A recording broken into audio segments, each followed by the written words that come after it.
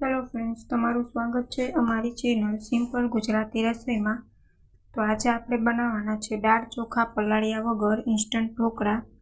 ખૂબ ઇન્સ્ટન્ટ, ફક્ત 15 જ મિનિટમાં ઢોકળા છે તે બનીને તૈયાર થઈ જાય છે અને એકદમ સોફ્ટ અને પોચા રૂ જેવા બનીને તૈયાર થાય છે। તો ચાલો બનાવવાનું શરૂ કરીએ। અચાનક જ્યારે મહેમાન આવે ત્યારે જો તમે આ ઢોકળા બનાવશો ને તો મહેમાન પણ પૂછશે કે તમે આ ઢોકળા કેવી રીતના બનાવ્યા। એટલા ટેસ્ટી અને પોચા રૂ જેવા બનીને તૈયાર થાય છે। તો અહીં ઢોકળા બનાવવા માટે અહીં મેં 1 બાઉલ રવો લઈ લીધો છે। હવે તેને મિક્સર જારમાં એડ કરીને તેને ગ્રેન્ડ કરીને તૈયાર કરી લીધો છે। હવે એક બર્તનમાં તેને લઈ લીધો છે। હવે આપણે છાશ એડ કરીને બેટર તૈયાર કરી લઈશું। તમે છાશની જગ્યાએ દહીંનો પણ ઉપયોગ કરી શકો છો। હવે સારી રીતના બેટર છે ને તેને આપણે પલાળીને તૈયાર કરી લઈશું।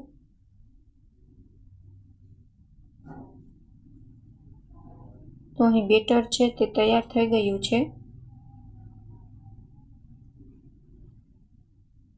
હવે અહીં મેં સ્વાદ અનુસાર મીઠું એડ કરી દીધું છે, તેને પણ સારી રીતના મિક્સ કરી લઈશું।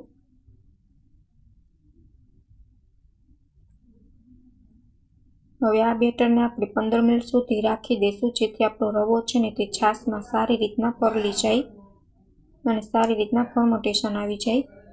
હવે 20 મિનિટ થઈ ગઈ છે અને તમે જોઈ શકો છો આપણો રવો છે તે સારી રીતના છાશમાં અબ્ઝર્વ થઈ ગયો છે અને ફૂલી ગયો છે। હવે આપણું ઢોકળા બનાવવા માટે બેટર તૈયાર છે। હવે ઢોકળા એકદમ પોચા રૂ જેવા રહે તેના માટે અહીં મેં 1 ચમચી સિંગ તેલ એડ કરી દીધું છે।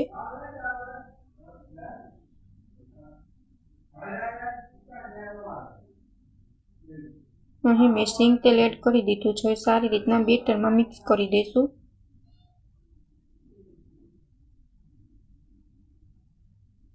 હવે આપણે ઢોકળા એકદમ જાળીદાર અને પોચા રૂ જેવા બને તેના માટે અહીં મેં 1 ચમચી બેકિંગ સોડા લીધા છે તે એડ કરી દીધા છે। હવે તેના ઉપર પાણી ઉમેરીને આપણે સારી રીતના એક્ટિવ કરી લઈશું। આવી રીતના પાણી એડ કરવાથી બેટરમાં સારી રીતના સોડા છે તે એક્ટિવ થઈ જાય છે।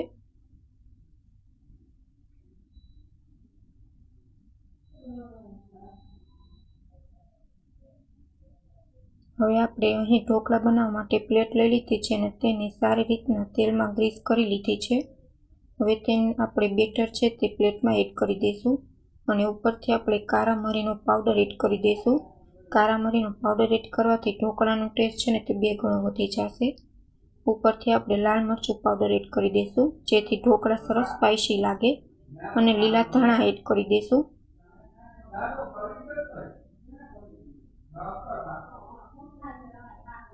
હવે સ્ટીમર છે તે ગરમ થઈ ગયું છે। હવે આપણે પ્લેટ રાખીને 20 મિનિટ સુધી તેને સ્ટીમ કરી લઈશું।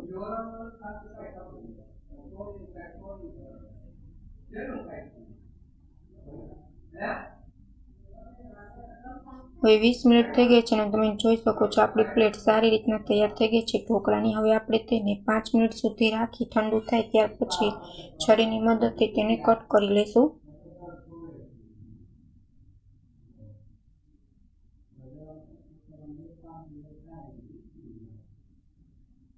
તો અહીં સારી રીતના ઢોકળા છે તે મેં નાની સાઈઝમાં કટ કરી લીધા છે। એકદમ પોચા રૂ જેવા અને જાળીદાર આપણા ઢોકળા છે તે ઇન્સ્ટન્ટ બનીને તૈયાર છે। જો તમને અમારી રેસીપી ગમે તો ચેનલને લાઈક કરજો, શેર કરજો અને સબસ્ક્રાઈબ કરજો। Thank you for my watching video.